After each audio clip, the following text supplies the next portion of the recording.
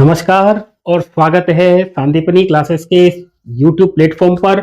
और आज हम चर्चा करने वाले हैं रिप्रोडक्शन इन फ्लावरिंग प्लांट के अगले पार्ट के बारे में, जिसमें हम चर्चा करेंगे पॉलिनेशन और फर्टिलाइजेशन के बारे में, है ना। तो सबसे पहले हम देख लेते हैं पॉलिनेशन। पॉलिनेशन क्या होता है, तो इसमें देखिए ट्रांसफर ऑफ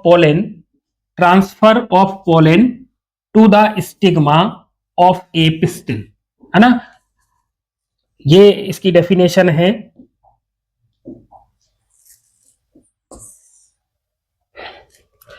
पोलन का ट्रांसफर होना है, कहां से कहां होना है, तो जो पोलन कहां से निकलेंगे, तो पोलन निकलेंगे एंथर से। कहां से निकलेंगे? एंथर से। और एंथर से जो पोलन निकलता है वो टू सेल्ड स्टेज में निकलता है। टू सेल्ड स्टेज याद रखना, टू सेल्ड स्टेज में निकलता है। मोस्ट है, क्वेश्चन आने की संभावना रहती है। टू सेल्ड स्टेज में एंथर से बाहर निकलते हैं पोलन, ठीक है। तो ये जो पोलन निकला वो टू सेल्ड स्टेज में निकलेगा। तो इस पोलन में जो सेल होंगी उसमें से एक होती है वेजिटेटिव सेल और एक होती है जनरेटिव सेल। एक होती है जनरेटिव सेल। और ये जो पोलन बाहर निकला, इस पोलन का, ये जो पोलन बाहर निकला है, इस पोलन का कहां पहुंचना, तो ये पोलन यहां से पहुंचेगा कहां पर, ये जा रहा है और ये कहां आ गया? स्टिग्मा के ऊपर। कहां आ गया? स्टिग्मा के ऊपर आ गया। तो हम इस घटना को कहते हैं पॉलिनेशन, ठीक है। क्या कहते हैं? पॉलिनेशन। और पॉलिनेशन के जो टाइप की अगर अपन बात करें तो इसमें देखिए, एक तो हमें पढ़ना होगा ऑटोगेमी, एक पढ़ना होगा जीटेनोगेमी और एक पढ़ना होगा जीनोगेमी, है ना। ऑटोगेमी स्वयुग्मन, स्वयुग्मन ऑटोगेमी को कहते हैं। जीटेनोगेमी को कहते हैं सजात पुष्पी परागण। सजात पुष्पी परागण, है ना। तो देखिए ये दोनों ऑटोगेमी और जीटेनोगेमी हम किसके अंदर पढ़ते हैं? सेल्फ पॉलिनेशन के अंदर, मतलब स्व परागण के अंदर पढ़ेंगे इनको।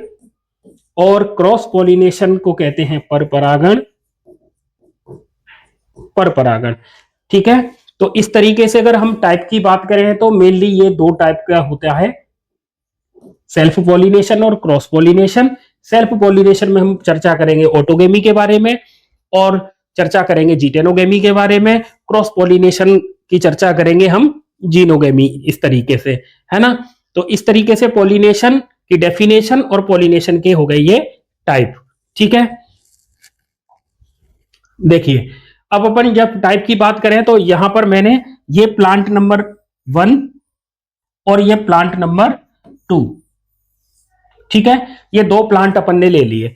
इनसे हम समझने की कोशिश करेंगे कि ऑटोगेमी, जीटेनोगेमी और जीनोगेमी मतलब स्वयुग्मन,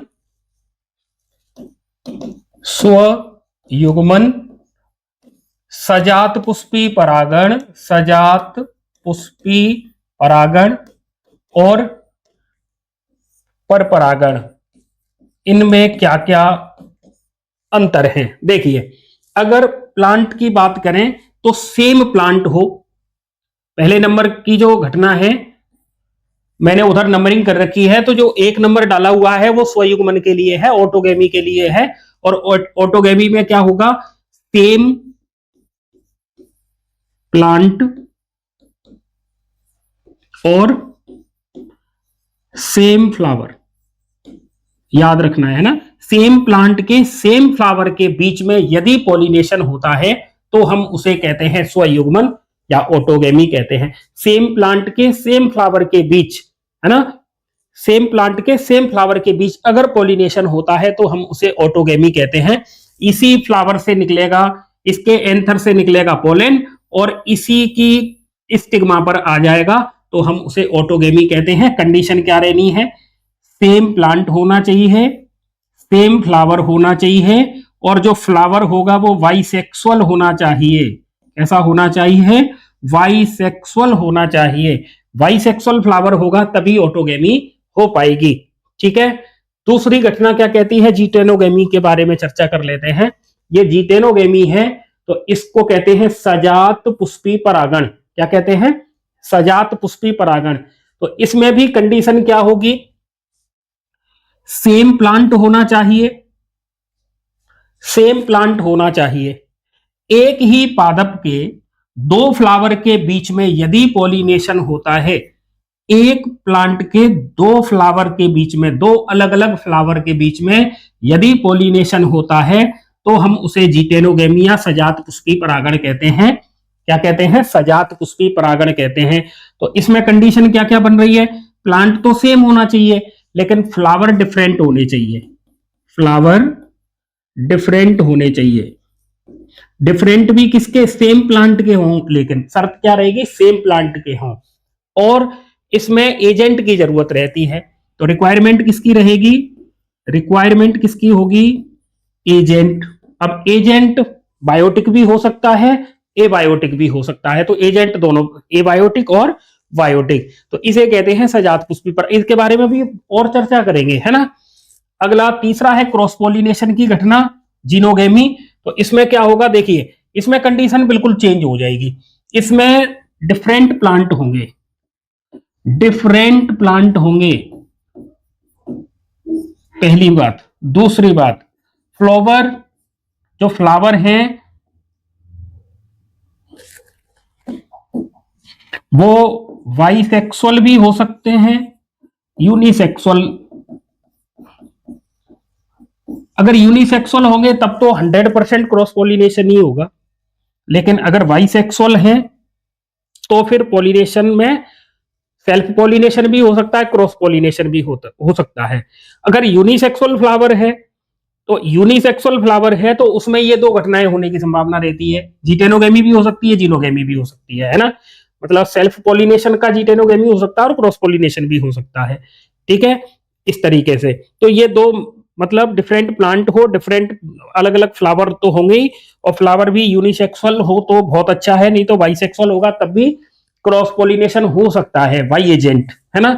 और इसमें रिक्वायरमेंट किसकी रहती है? तो इसमें रिक्वायरमेंट तो एजेंट की रहेगी, एजेंट, एजेंट्स लगेंगे इसमें, चाहे तो वो बायोटिक हो या फिर एबायोटिक हो, इस तरीके से, ठीक है। तो ये परागण की बात है और पॉलिनेशन परागण की बात। तो अगर एक ही फ्लावर के अंदर हो, सेम फ्लावर के, सेम प्लांट के सेम फ्लावर के बीच में घटना होगी तो स्वयुग्मन या ऑटोगेमी। सेम प्लांट के डिफरेंट फ्लावर के बीच में अगर घटना हो रही है तो जिटेनोगेमी या सजात पुष्पी परागण। दो डिफरेंट प्लांट के फ्लावर के बीच में यदि पॉलिनेशन होता है तो उसे कहते हैं हम क्रॉस पॉलिनेशन, है ना। तो इस चित्र से मैंने ये समझाने की कोशिश की है। मैं आशा करता हूं कि आपकी समझ में ये आ गया होगा। आप इसे प्लीज नोट डाउन करते रहें और अपनी सफलता भी सुनिश्चित करते रहें। आगे देखिए, अब हमने कुछ यहाँ पर पॉइंट लिखे हैं। ये पहले लिखने के पीछे का एक ही उद्देश्य है, मैं पहले इसलिए लिख के रखता हूं कि आपका टाइम खराब नहीं हो। मुझे मेहनत पहले करनी होती है, मैं पहले कर लेता हूं, एक आधा घंटा मेरा खराब इसमें हो जाता है, लेकिन मैं तैयारी करके पहले रखता हूं। तो आप वीडियो को पॉज कर लें और इनको नोट डाउन कर लें, आपका टाइम खराब नहीं होगा। ये सब कुछ आपके लिए ही है, आपके लिए ही इतनी मेहनत कर रहे हैं। आपको केवल अपना सपोर्ट और अपना प्यार देना है, संदीपनी क्लासेस के साथ जुड़े रहना है। चैनल को सब्सक्राइब करके अपने यार दोस्तों के साथ, फैमिली फ्रेंड्स मेंबर के साथ उसे शेयर करते रहें। वीडियो को लाइक करें और शेयर करें और चैनल को सब्सक्राइब करके रखें। बेल आइकन दबाना ना भूलें और ऑल पर क्लिक करें। इसी प्रकार के और वीडियोज आपको टाइमली मिलते रहेंगे। तो हम पॉलिनेशन के टाइप की जब चर्चा कर रहे हैं तो हम पहले टाइप को देखते हैं, और पहले का नाम है ऑटोगेमी। और ऑटोगेमी को अपन क्या कहते हैं? स्वयुग्मन, स्वयुग्मन, है ना। तो इसमें देखिए, स्वयुग्मन में किसकी चर्चा कर रहे हैं अपन? तो transfer of pollen from anther to the stigma in same flower. मतलब एक ही पुष्प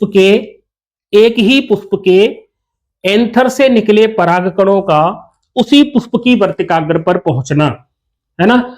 आप ऐसे हिंदी वाले बच्चे ऐसे लिखेंगे कि एक पुष्प के परागकणों का उसी पुष्प की वर्तिकाग्र पर पहुंचना स्वयुग्मन कहलाता है, ऑटोगेमी कहलाता है, ठीक है। इसके लिए कुछ शर्तें हैं, है ना। तो requires synchrony in pollen released and stigma. देखिए, इसका मतलब ये है इसमें सबसे बड़ी जो रिक्वायरमेंट रहेगी वो ये रहेगी कि हमारी स्टिग्मा मतलब वर्तिकाग्र, वर्तिकाग्र और वर्तिकाग्र और पराग कोश दोनों एक साथ परिपक्व होने चाहिए, परिपक्व होने चाहिए। यह है मेन बात। ऑटोगैमी के लिए स्टिग्मा जब मैच्योर हो उसी समय पर पोलन रिलीज हो जाए, है ना। एंथर मैच्योर हो जाएगा तो एंथर में डिसेंस हो जाएगा, और एंथर में डिसेंस होगा तो पोलन बाहर निकलेंगे और स्टिग्मा पर पहुंचेंगे तो पॉलिनेशन हो जाएगा और फर्टिलाइजेशन की संभावना भी बढ़ जाएगी। तो पहली बात तो ये रिक्वायरमेंट होंगी। इसका मतलब जो सिंक्रोमी होती है इसमें पोलन रिलीज का जो टाइम है और स्टिग्मा जो उनको कैप्चर करेगी, ट्रैप करेगी, इन दोनों के मैच्योर होने का जो टाइम है वो सेम होना चाहिए। ठीक है। कुछ यहां पर देखिए ये प्लांट के नाम दे रखे हैं। वायोला, वायोला इसे कहते हैं कॉमन पानसी, सामान्य पानसी वायोला, ऑक्जेलिस, कोमेलाइना, ये प्लांट हैं। इनमें दो प्रकार के फ्लावर्स आते हैं, दो प्रकार के फ्लावर्स आते हैं। एक ऐसे फ्लावर्स हैं जो सामान्य फ्लावर्स की तरह, सामान्य पुष्पों की तरह ये जो फूल है, ये जो फ्लावर हैं, ये ओपन हो जाते हैं, मतलब खुले होते हैं। तो इनका जो कोरोला वाला भाग है, दल वाला भाग है, वो ओपन रहता है। तो स्टिग्मा और इसका पोलन ये मतलब हवा में इस तरीके से झूम रहे होते हैं, बाहर की तरफ निकले होते हैं, ये क्लोज्ड नहीं होते, ओपन टाइप के फ्लावर होते हैं। तो इनको कैस्मोगैमस फ्लावर कहते हैं, उन्मील्य पुष्प कहते हैं इन्हें, उन्मील्य पुष्प कहते हैं। ये सामान्य पुष्प के तरह होते हैं, सामान्य पुष्प के समान होते हैं। तो इनमें ऑटोगैमी भी हो सकती है, इनमें तो क्रॉस पॉलिनेशन भी हो सकता है। लेकिन इन प्लांट में दूसरे प्रकार के पुष्प भी पाए जाते हैं जिन्हें क्लिस्टोगैमस पुष्प कहते हैं, अनुन्मील्य पुष्प कहते हैं, अनुन्मील्य पुष्प कहते हैं। तो ये पुष्प क्या है, ऑलवेज क्लोज्ड रहते हैं, ये हमेशा बंद रहते हैं, हमेशा बंद रहते हैं। ठीक है। और जब ये बंद होंगे इस तरीके से, जब ये फ्लावर्स बंद होगा, देखिए इधर जैसे ये इसके दल हैं, तो ये दल इसके इस तरीके से कवरिंग में है, ये बाह्य दल है, ये बाह्य दल है। तो इसमें देखिए बाहर से कोई पोलन अंदर जा नहीं सकता और अंदर का पोलन बाहर नहीं जा सकता, तो इसके पोलन इसी की स्टिग्मा पर आते हैं। इसका मतलब इसमें ऑलवेज हमेशा क्या होना है, इसमें केवल ऑटोगैमी होनी है, मतलब इसमें स्वयुग्मन ही होना है। स्वयुग्मन के अलावा इसमें कुछ नहीं होगा। क्लिस्टोगैमस फ्लावर की बात कर रहे हैं अपन। ठीक है। इसमें क्रॉस पॉलिनेशन का कोई चांस नहीं है, कोई चांस नहीं होता कि इसमें क्रॉस पॉलिनेशन हो जाए, क्योंकि फ्लावर्स हमेशा कैसे रहते हैं, बंद रहते हैं। देखिए वायोला, ऑक्जेलिस और कोमेलाइना, तीनों के तीनों याद रखने हैं। वायोला, ऑक्जेलिस और कोमेलाइना, इनमें दो प्रकार के फ्लावर्स आते हैं, इनमें दो प्रकार के फ्लावर्स होते हैं, एक होते हैं कैस्मोगैमस, एक होते हैं क्लिस्टोगैमस। ये कैस्मोगैमस है या उन्मील्य पुष्प है, वो तो सामान्य पुष्प की तरह होते हैं, ये खिल जाते हैं, खुले होते हैं, ओपन टाइप के होते हैं। तो इनमें जरूरी नहीं है ऑटोगैमी हो, इनमें तो क्रॉस पॉलिनेशन भी हो सकता है, जीटोनोगैमी भी हो सकती है। लेकिन इसमें जो दूसरे पुष्प रहते हैं जो हमेशा बंद रहते हैं, इन्हें क्लिस्टोगैमस फ्लावर्स कहते हैं या अनुन्मील्य पुष्प कहते हैं। इनमें केवल स्वयुग्मन या ऑटोगैमी होती है, इसमें क्रॉस पॉलिनेशन या परपरागण की कोई चांस नहीं होते। ठीक है। आगे देखिए एडवांटेज क्या है ऑटोगैमी या फिर स्वपरागण की बात करें तो इसमें assured pollination even in the absence of pollinator. Pollinator का मतलब हो गया एजेंट्स। देखिए ऑटोगैमी के लिए हमें किसी एजेंट की जरूरत नहीं पड़ती है, किसी पॉलिनेटर की जरूरत नहीं पड़ती है, फिर भी वहां पॉलिनेशन हो जाता है। तो ये एक इसका बहुत अच्छा एडवांटेज है, पॉली एजेंट नहीं है, पॉलिनेटर नहीं है, तब भी निषेचन हो रहा है ना। तो ये बहुत अच्छी बात है, तो ये इसका एक एडवांटेज है। अगला maintain pure line as it is character generation to generation transfer होते रहते हैं, और जो इनके अंदर ऑफ स्प्रिंग बनती है वो हमेशा होमोजाइगस तरीके की रहती है। ठीक है, तो ये तो है इसके एडवांटेज, लेकिन इसके डिसएडवांटेज भी तो होंगे।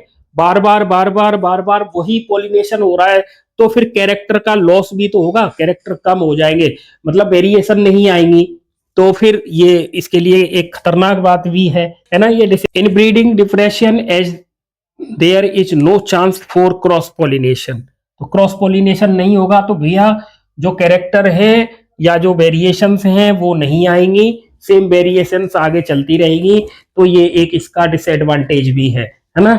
ऐसा नहीं है कि इसके एडवांटेज या डिसएडवांटेज भी रहते हैं साथ में। जीटेनोगेमी के बारे में अगर अपन चर्चा करते हैं, जीटेनोगेमी के बारे में, तो इसमें क्या होगा, जीटेनोगेमी में क्या होता है, देखिए इधर बना दूं मैं, प्लांट तो सेम होगा, प्लांट सेम होगा, लेकिन फ्लावर्स अलग अलग होंगे। प्लांट सेम होगा लेकिन फ्लावर्स अलग अलग होंगे। तो एक ही प्लांट के दो ये फ्लावर्स हैं, तो इनके पोलेन इस तरीके से आ जा सकते हैं, यहां से निकले तो इसकी स्टिग्मा पर गए, या यहां से इसकी स्टिग्मा, कहीं भी जाए, इसे कहते हैं हम जीटेनोगेमी। और देखिए ये अपने आप नहीं जाएंगे, तो यहां पर रिक्वायरमेंट किसकी होगी, पोलिन एजेंट की आवश्यकता होगी यहां पर। तो इसमें देखिए transfer of pollen grains from the anther to the stigma of a another flowers of the same plant. एक ही पादप के दो अलग अलग पुष्पों के बीच में परागण की घटना को क्या कहते हैं अपन, सजात पुष्पी परागण कहते हैं, या फिर उसे जीटेनोगेमी कहते हैं। तो इसमें पादप तो एक ही होगा, लेकिन उसके दो अलग अलग फूल होंगे, और इनके मध्य में परागण की अगर घटना होती है तो हम उसे जीटेनोगेमी कहते हैं। ठीक है, जेनेटिकली अगर देखा जाए, जेनेटिकली देखा जाए तो सेम प्लांट है, प्लांट एक ही है, तो एक ही प्लांट के बीच में ये घटना अगर हो रही है तो हम इसे क्या मान सकते हैं, ऑटोगेमी मान सकते हैं, क्योंकि ये सेम प्लांट के बीच में हो रहा है, तो ये स्वयुग्मन की जैसी घटना है। लेकिन अगर हम फंक्शनली इसको देखें, क्योंकि इसमें एजेंट की रिक्वायरमेंट रहती है, तो एजेंट की रिक्वायरमेंट होती है, इसीलिए हम इसे क्रॉस पॉलिनेशन भी मानते हैं, बहुत ही महत्वपूर्ण लाइन है। तो ये जीटेनोगेमी के बारे में बात हुई, एक ही प्लांट के दो अलग अलग फ्लावर के बीच में यदि पॉलिनेशन होता है तो हम उसे सजात पुष्पी परागण कहते हैं। और दूसरी बात, इसमें अगर जेनेटिकली देखा जाए तो ये सेल्फ पॉलिनेशन होता है, लेकिन फंक्शनली अगर इसे देखा जाए तो ये क्रॉस पॉलिनेशन होता है। क्रॉस पॉलिनेशन इसलिए होता है क्योंकि अब इसमें एजेंट की रिक्वायरमेंट रहती है, चाहे वो बायोटिक एजेंट हो या फिर वो एबायोटिक एजेंट हो। ठीक है, अब अपन चर्चा करेंगे सेल्फ पॉलिनेशन के लिए एडेप्टेशन, अनुकूलन क्या क्या लगेंगे। तो स्वपरागण के लिए, स्वपरागण के अनुकूलन, मतलब ये स्वपरागण किस तरीके से सुनिश्चित हो सकता है, तो उसके लिए देखो सबसे पहला है बाइसेक्सुअलिटी, मतलब ऐसा पुष्प होना चाहिए, पुष्प जिसमें मेल वाले रिप्रोडक्टिव ऑर्गन भी हो और फीमेल रिप्रोडक्टिव ऑर्गन हो एक ही फ्लावर में, तो उसे बाइसेक्सुअल या द्विलिंगी पुष्प कहते हैं। जैसे ऐसा फूल जिसमें स्टामेन भी पाए जाते हो और उसमें गाइनोसियम भी पाई जाती हो, मतलब उसमें पिस्टिल पाई जाती हो, है ना। तो ऐसे फूल को कहते हैं बाइसेक्सुअल फ्लावर या उभयलिंगी पुष्प। अगर पुष्प उभयलिंगी है तो उसमें स्वपरागण होने की संभावना अधिक होती है। ठीक है, दूसरी बात है होमोगेमी, मतलब समकाल पक्वता। समकाल पक्वता का मतलब है एंथर और स्टिग्मा। तो एंथर किसका पार्ट है, स्टामेन का, और स्टिग्मा किसका पार्ट है, तो स्टिग्मा किसका पार्ट है, पिस्टिल का, है ना। इन दोनों का मैचुरेशन होगा, मैचुरेशन होगा, मतलब ये परिपक्व हों, परिपक्व हों एक ही समय पर, एक ही समय पर, एक ही समय पर एंथर का और स्टिग्मा का मैचुरेशन हो जाए। तो स्टिग्मा और एंथर एक समय पर जब परिपक्व होते हैं तब सेल्फ पॉलिनेशन के चांस बहुत अधिक होते हैं। तो इस तरीके से जैसे मिराबिलस और कैथेरेंथस, इनमें होमोगेमी बहुत अच्छे तरीके से पाई जाती है। और अगली कंडीशन होगी क्लिस्टोगेमी, अनुन्मील्यता, अर्थात ऐसे फ्लावर जो हमेशा कैसे रहते हैं, जो हमेशा बंद रहते हैं। ऐसे फ्लावर जो हमेशा बंद रहते हैं, बंद रहते हैं, उनमें स्वपरागण के चांस बहुत होते हैं। मतलब बहुत क्या, उनमें तो स्वपरागण ही होता है। मैंने इससे पहले वाली स्लाइड में आपको कुछ नाम बताए थे, जैसे वायोला, वायोला, कनकोआ, है ना, वायोला, कनकोआ, ऑक्जेलिस, इनके अंदर क्लिस्टोगेमस और चेस्मोगेमस दोनों प्रकार के फूल पाए जाते हैं। चेस्मोगेमस सामान्य तरीके के फूल होते हैं, क्लिस्टोगेमस फूल वे होते हैं जो कभी खिलते नहीं हैं। इसका मतलब ये हमेशा बंद रहते हैं और इनमें हमेशा क्या होती है, ऑटोगेमी ही होती है, अर्थात इनमें हमेशा सेल्फ पॉलिनेशन होता है। ठीक है, चलो आगे। अब बात करेंगे हम क्रॉस पॉलिनेशन के बारे में। तो क्रॉस पॉलिनेशन में देखिए, ये एक प्लांट है, ये दूसरा प्लांट है। तो ये इस प्लांट पे लगने वाला फ्लावर्स और ये इस वाले प्लांट पे लगा फ्लावर्स। तो मैंने सपोज मान लेते हैं ये इसका फीमेल वाला पार्ट है और इसमें ये लगे हुए मेल वाले पार्ट। तो यहां से पोलन बाहर निकला। अब इस पोलन को कौन लेके जाएगा, तो कोई ना कोई एजेंट लेके जाएगा और इस स्टिग्मा पर ये आ गया। तो इधर देखिए, दो अलग अलग प्लांट के दो अलग अलग फ्लावर्स हो गए, एक के पोलन दूसरे की स्टिग्मा पर जाते हैं, तब हम इसे कहते हैं परपरागण। क्या कहते हैं, परपरागण कहते हैं। ठीक है, तो यहां क्या लिखा है, transfer of pollen from and transfer of pollen from anther to stigma of a different plants brings genetically different pollen comes to stigma। तो ये जेनेटिकली कैसे होंगे, डिफरेंट होंगे, आनुवांशिक रूप से कैसे होंगे, ये कैसे होंगे, भिन्न होंगे। कौन, पोलन, क्योंकि प्लांट बदल गए, दो अलग अलग प्लांट के बीच में ये घटना होती है। ठीक है, तो क्रॉस पॉलिनेशन में हमें किसकी रिक्वायरमेंट होगी, एजेंट्स की रिक्वायरमेंट होगी, और ये एजेंट्स होंगे बायोटिक या फिर एबायोटिक। ठीक है, एजेंट्स ऑफ पॉलिनेशन, तो majority of plants used biotic agent. अधिकांश पादपों में, अधिकांश पादपों में कौन से एजेंट लग रहे हैं, बायोटिक, मतलब जीवीय कारक, जीवीय कारक लगते हैं। ठीक है, और इसमें भी जो बायोटिक एजेंट हैं उनमें भी हनी भी मोस्ट है, ये प्रधान जीवीय अभिकर्मक है, प्रधान जीवीय अभिकर्मक है। यहां से क्वेश्चन आता है, मोस्ट कर ले। ठीक है, एबायोटिक एजेंट्स की अगर बात करें तो इसमें विंड और वाटर दो पढ़ने हैं, और बायोटिक एजेंट्स में एनिमल्स पढ़ने हैं, इंसेक्ट्स पढ़ने हैं, गिलहरी है, पटती है ना, तो दो मेल गैमीट, जैसे सेमल में कराती है, गिलहरी है, घोंगे हैं, स्नेल्स हैं। इस तरीके से बहुत सारे एजेंट हैं, चिड़िया हैं, शकखोरा है, गुंजन पक्षी, इस तरीके से बंदर है, लीमर है, बहुत सारे एजेंट है बायोटिक में जो कि क्रॉस पॉलिनेशन कराने में इंपॉर्टेंट रोल प्ले करते हैं। ठीक है, विंड पॉलिनेशन की अगर अपन चर्चा करते हैं, विंड पॉलिनेशन, इधर देखिए मैंने एक यहां ये इस तरीके से एक प्लांट बनाया,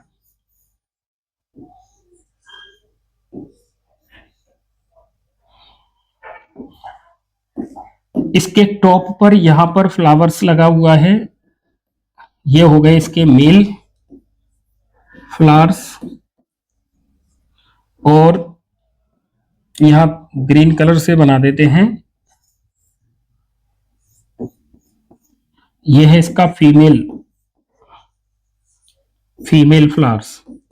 आप पौधे को पहचान गए होंगे, ये किसका है? प्लांट मक्का मेज, है ना। तो मक्का में मेल फ्लावर्स ये ऊपर है सबसे टॉप पर, नीचे ये फीमेल फ्लावर्स लग रहे हैं इस तरीके से, है ना। तो देखिए यहां से पोलेन निकलेंगे और यहां आएंगे, यहां से पोलेन निकलेंगे यहां आएंगे। इसका मतलब इसमें जो पोलेन पहुंच रहे हैं ये पहुंचते हैं हवा के द्वारा। किसके द्वारा? वायु के द्वारा। तो हम इसे कहते हैं वायु परागण। जी किसमें मिल रहा है? मेज अपन ने उदाहरण लिया मक्का का, है ना, मक्का का उदाहरण। आपने मक्का के भुट्टे को खाया होगा, है ना। तो उसमें आपने देखा होगा जब भुट्टा अपन खरीदते हैं मार्केट से, तो उसमें वो लीफ लाइक स्ट्रक्चर से कवर रहता है, उसमें से बाहर कुछ टेसल निकले रहते हैं, है ना। हेयर जैसी स्ट्रक्चर निकली रहती है, उन्हें टेसल कहते हैं।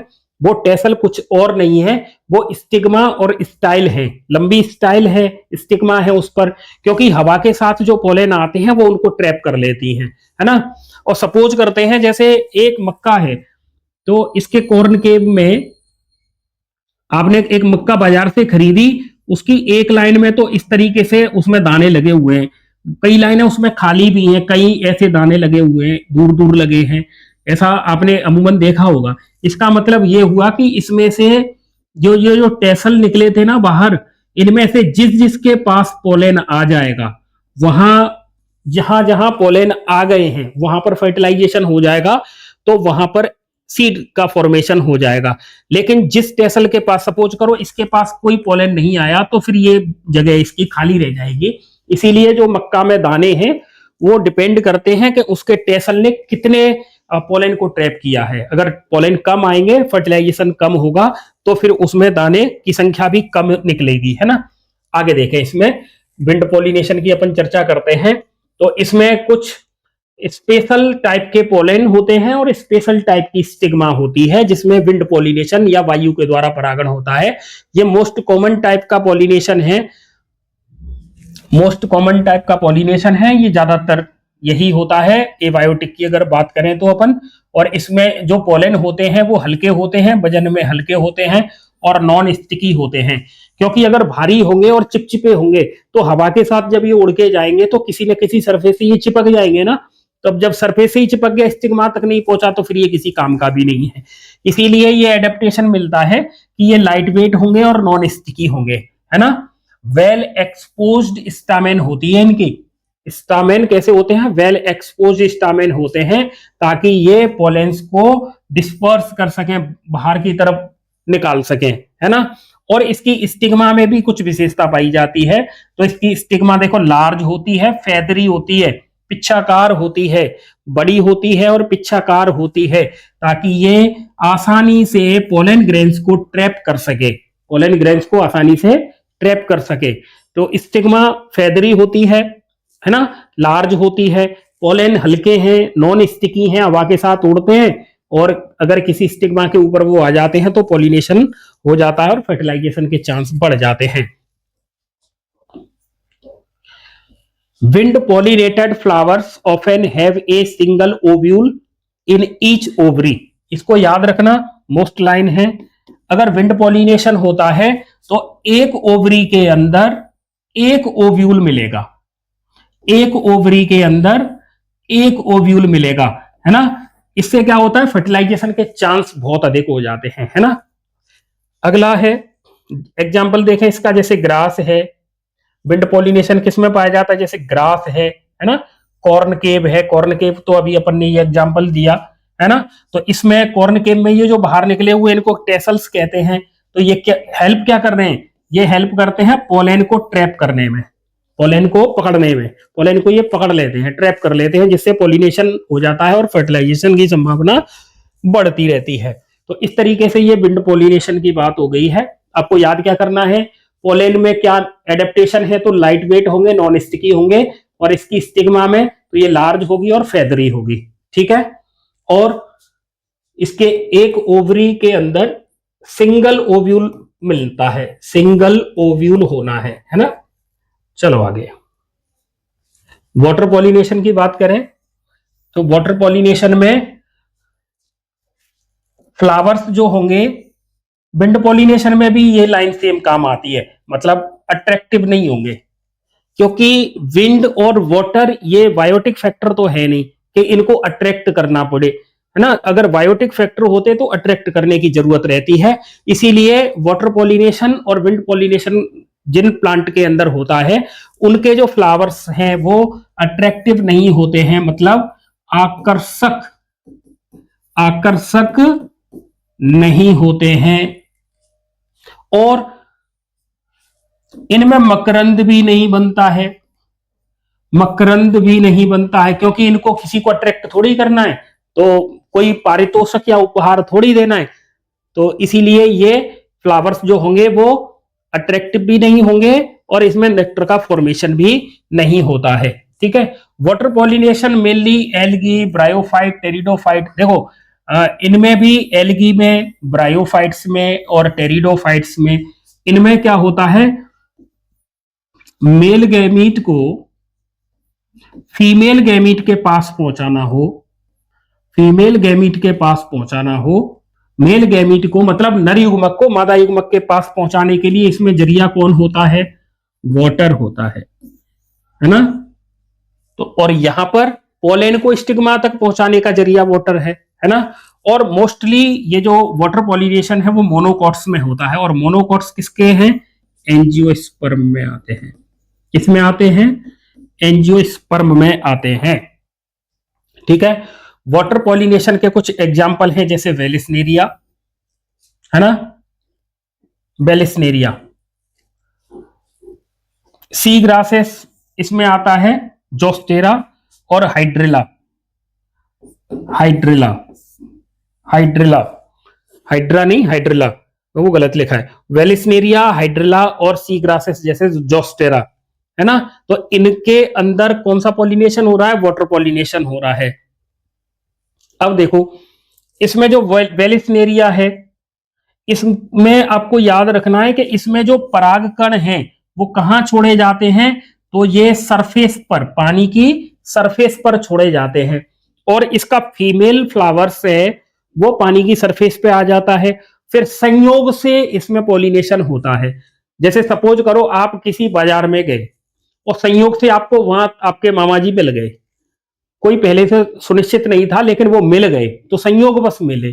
तो इसी तरीके से यहां पर ये बात होती है, ये जो वाटर पॉलिनेशन है इसमें संयोग बस कोई पोलन अगर स्टिग्मा के पास आ जाएगा तो पॉलिनेशन की घटना हो जाएगी। दूसरी बात, इसमें जो परागकण होते हैं, इसमें जो परागकण होते हैं उनकी विशेषता क्या है, परागकण के चारों तरफ म्यूसिलेजिनस कवरिंग होती है। म्यूसिलेज मतलब श्लेष्मा का आवरण पाया जाता है। जैसे मानो ये पोलन है तो इसके चारों तरफ म्यूसिलेज की कोटिंग होगी ताकि ये पानी से क्षतिग्रस्त नहीं हो जाए, तो उसे बचाने के लिए इनका एडेप्टेशन है ना। वाटर पॉलिनेशन करने वाले जितने भी प्लांट हैं उनके पोलन के ऊपर म्यूसिलेज की कवरिंग पाई जाती है। क्या पाई जाती है, म्यूसिलेज की कवरिंग पाई जाती है। तो देखिए वेलिस्नेरिया के अंदर जो पॉलिनेशन होता है वो पानी की सरफेस पर होता है, लेकिन सी ग्रास और जोस्टेरा की अगर बात करें तो इसमें पोलन रिलीज किए जाते हैं इनसाइड द वाटर, पानी के अंदर। तो इसमें जो पॉलिनेशन होगा वो पानी के कहां होगा, अंदर होगा, और वेलिस्नेरिया में पानी की सरफेस के ऊपर होगा। ठीक है। लेकिन यहां पर आपको एक चीज और याद रखनी है, ऐसे कुछ प्लांट हैं जो मिलते तो पानी में हैं, जीवित वो पानी के में रहते हैं, लेकिन उनमें जो पॉलिनेशन की घटना है वो पानी से नहीं होती, वो एबायोटिक फैक्टर इंसेक्ट या फिर वाटर इंसेक्ट से, बायोटिक फैक्टर इंसेक्ट से होगी, है ना, या फिर एयर से भी हो सकती है ना। एबायोटिक की बात करें तो एयर से भी हो सकती है। प्लांट भले ही जल में रहता है, जलीय पादप है, लेकिन उसमें परागण की घटना या तो वायु के द्वारा होगी या फिर इंसेक्ट के द्वारा होगी। और उसके एग्जाम्पल हैं वाटर हाइसिंथ, वाटर लिली। इसमें जो पॉलिनेशन होता है वो इंसेक्ट के द्वारा होता है। किसके द्वारा होता है, इंसेक्ट के द्वारा होता है। तो ये वाटर पॉलिनेशन की बात है। ठीक है।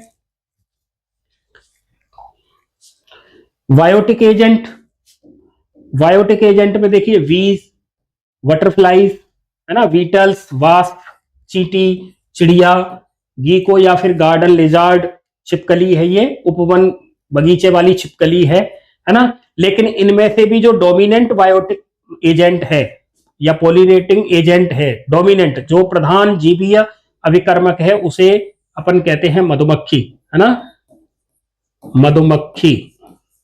ये प्रधान जीवीय अभिकर्मक है जो पोलिनेशन या परागण की क्रिया कराते हैं। अब जो बायोटिक एजेंट है और ये जो पोलिनेशन हो रहा है, इसमें जो फ्लावर्स होते हैं उन वो कैसे होंगे, देखो एक तो वो बड़े होंगे, है ना, साइज में बड़े होंगे, कलरफुल होंगे, क्योंकि इनको अट्रैक्ट करना है किसको, बायोटिक एजेंट को। बायोटिक एजेंट बेवकूफ तो है नहीं, परागण करने फ्री में पहुंच जाएंगे भाई, परागण तो हम करा देंगे लेकिन हमें तो कुछ दो। इसीलिए फ्लावर ने क्या किया, फ्लावर इनको कुछ पारितोषक या कुछ उपहार उपलब्ध कराता है। तो देखिए फ्लावर बड़े होंगे, कलरफुल होंगे, कलरफुल होंगे तो बायोटिक एजेंट अट्रैक्ट होगा, फ्रेग्रेंट होंगे, खुशबूदार होंगे, है ना, और रिच इन नेक्टर होंगे। इनमें नेक्टर भरपूर मात्रा में, मकरंद भी होता है, भरपूर मात्रा में क्या होगा, इनमें मकरंद होगा। तो इस मकरंद को लेने के लिए, इसकी खुशबू से, इसके कलर को देखकर बायोटिक एजेंट अट्रैक्ट होता है फ्लावर्स की तरफ, है ना। तो जैसे इंसेक्ट अट्रैक्ट होंगे।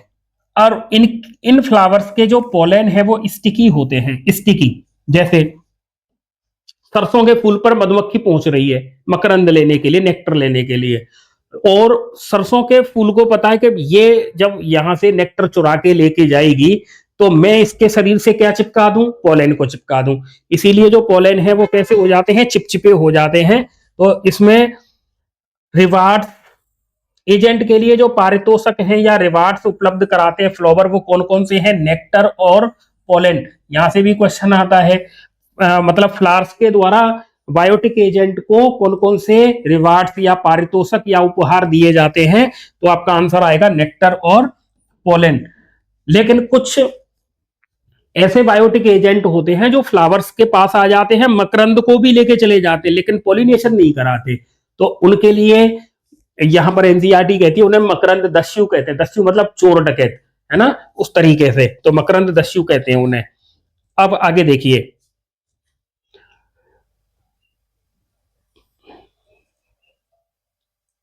कुछ जो रिवार्ड्स है ना, इस रिवार्ड्स में कुछ हमें दो ऐसे पौधे हैं जिनको विशेषतः याद रखना है। पहले पौधे का नाम है एमोर्फोफिलस।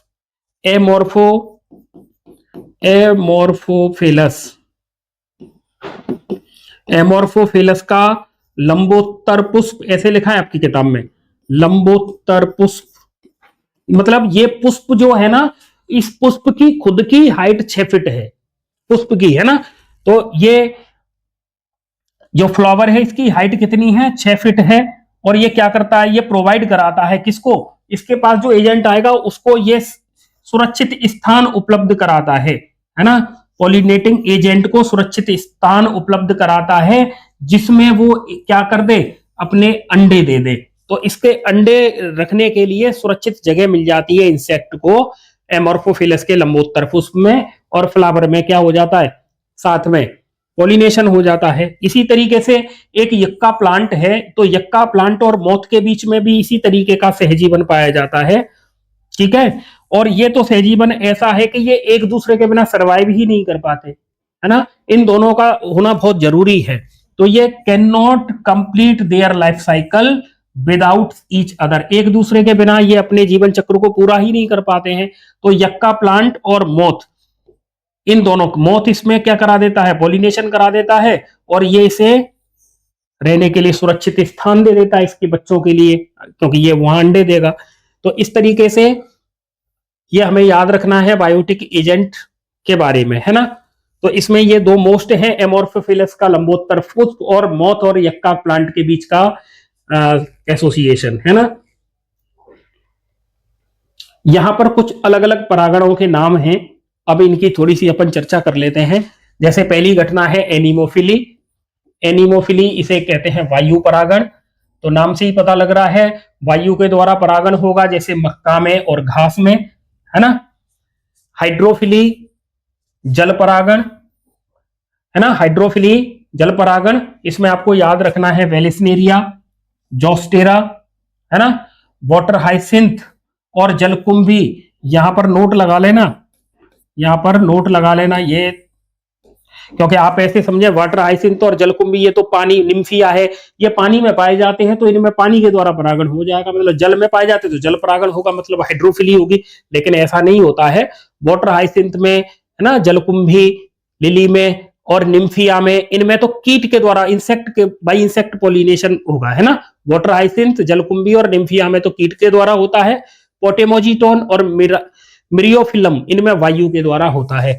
पोटेमोजीटोन को याद रखना, हो सकता है पेपर में मिल जाए, है ना। तो इसमें वायु के द्वारा परागण होता है। अब जो जल परागण है ना, ये जल परागण में भी दो कंडीशन है, एक तो होता है अधो जल परागण और एक होता है अधिजल परागण। मतलब पानी की सरफेस के ऊपर या फिर पानी के अंदर, है ना। एपी और हाइपो शब्द लगते हैं इनके लिए। अधोजल परागण जल के भीतर, अधोजल परागण जल के भीतर होगा तो ये तो हाइपो हो जाएगा, जल के भीतर, जैसे नाजास में, जोस्टेरा में और सेरेटोफिलम में, है ना।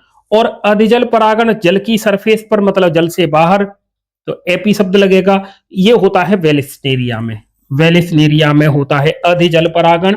मोस्ट अधोजल परागण होता है जल के भीतर, नाजास में, जोस्टेरा में और सेरेटोफिलम में, ठीक है। तो इस तरीके से ये वायु परागण हो गया मक्का में और घास में, जल परागण हो गया आपका वेलिस्नेरिया, जोस्टेरा में, है ना।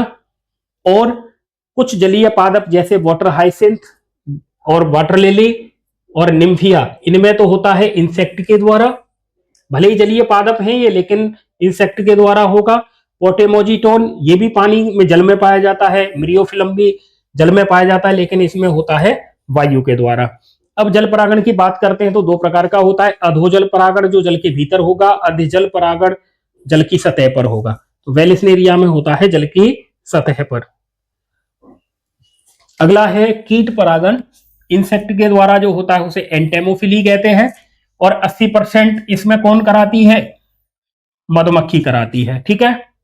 ऑर्निथोफिली पक्षी परागण, तंबाकू में हमिंग बर्ड, गुंजन पक्षी, है ना, सनबर्ड, शकखोरा, इनके द्वारा होता है। सेमल में, सेमल को बॉम्बेक्स कहते हैं, इसमें पक्षी के द्वारा परागण होता है।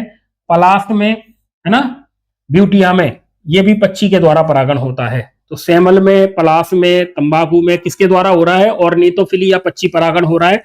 अगला है चिरेप्टोफिली, चमगादड़ के द्वारा परागण, तो कदम्ब में, ठीक है, एंथोसेफेलस, है ना, कचनार, बोहिनिया में और बालम खीरा, ककाईगेलिया में, इनमें किसके द्वारा होगा, चमगादड़ के द्वारा। तो कदम्ब और कचनार तो मोस्ट है, इनको याद रखना, है ना, एंथोसेफेलस और बोहिनिया में, ठीक है। और अगला देखें तो ये सर्प वृक्ष, एरिसीमा, ऑर्किड्स, इसमें स्नेल के द्वारा होता है, स्नेल के द्वारा। और गुलमोहर, ये गुलमोहर है, सेमल है, तो गुलमोहर में, सेमल में, इनमें गिलहरी भी करा देती है, तो इनमें गिलहरी के द्वारा भी परागण की घटना हो जाती है। तो इस तरीके से एंटेमोफिली कीट परागण, ऑर्निथोफिली पक्षी परागण, चिरेप्टोफिली चमगादड़ परागण, और ये है उसके एग्जाम्पल, तो आप इनको नोट डाउन कर लें। आगे देखें, फर्टिलाइजेशन की बात करें हम, देखो वेलिस्नेरिया में जल परागण ऐसे होगा, ये मैंने मान ली ये पानी की सरफेस है और इसके अंदर ये वेलिस्नेरिया का प्लांट लगा हुआ है।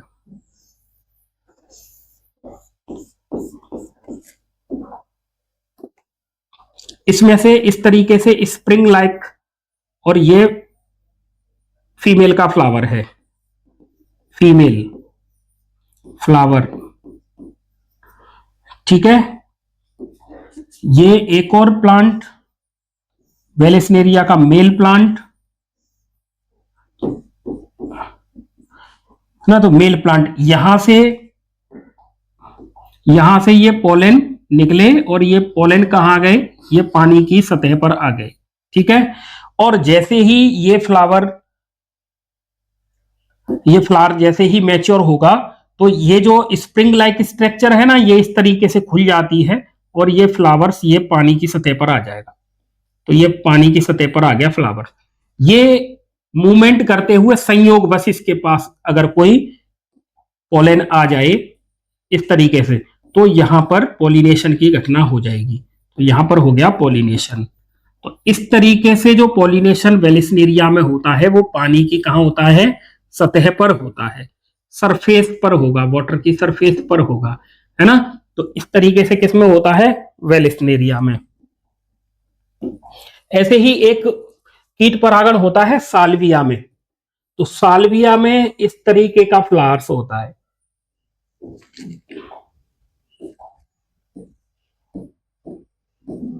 ना, और इसमें लिवर मैकेनिज्म पाई जाती है। तो ये इसका लिवर मैकेनिज्म, ठीक है। इस तरीके से इसका एक ये स्टैमेन बड़ा है, एक छोटा है। अब सपोज करते हैं यहां पर कोई इंसेक्ट आके बैठता है,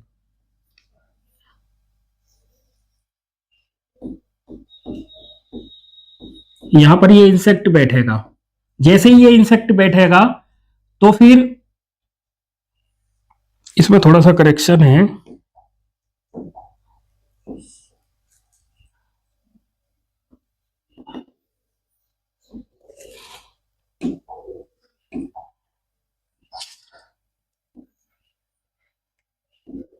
अब ये जैसे ही ये इंसेक्ट इसमें एंटर करेगा अंदर की तरफ, तो ये इसको दबाएगा। जब ये इसको दबाएगा तो इसका ये वाला पोर्शन इस तरीके से नीचे आएगा और इसके शरीर पर ये वाला एंथर लग जाएगा।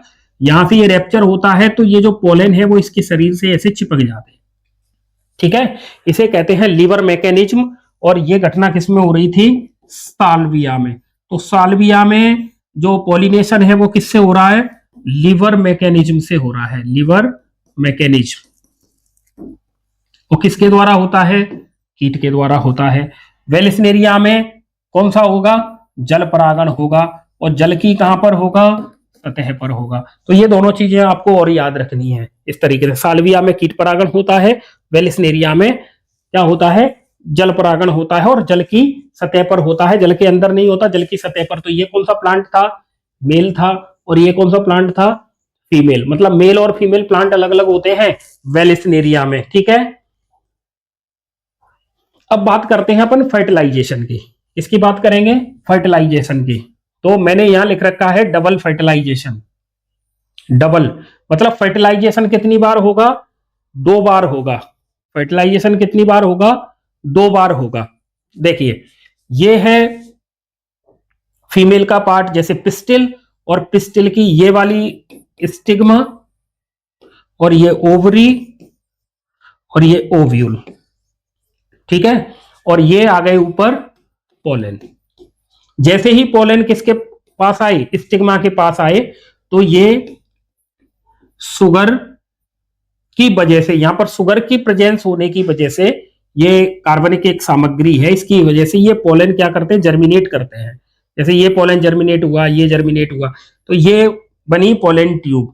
ये क्या बनी, पोलन ट्यूब। और ये पोलन ट्यूब ऐसे अंदर की तरफ जा रही है ना। और ये माइक्रोपाइल से एंटर कर जाएगी किसमें, ओव्यूल में, और फिर ये पहुंच जाएगी किसके पास, एम्ब्रियो सेक के पास। किसके पास पहुंच जाएगी, एम्ब्रियो सेक के पास, ठीक है। देखो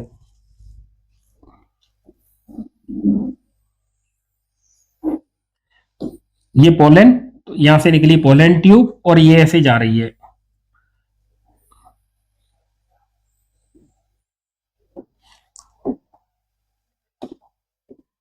और ये मैंने बना दिया एक ओव्यूल।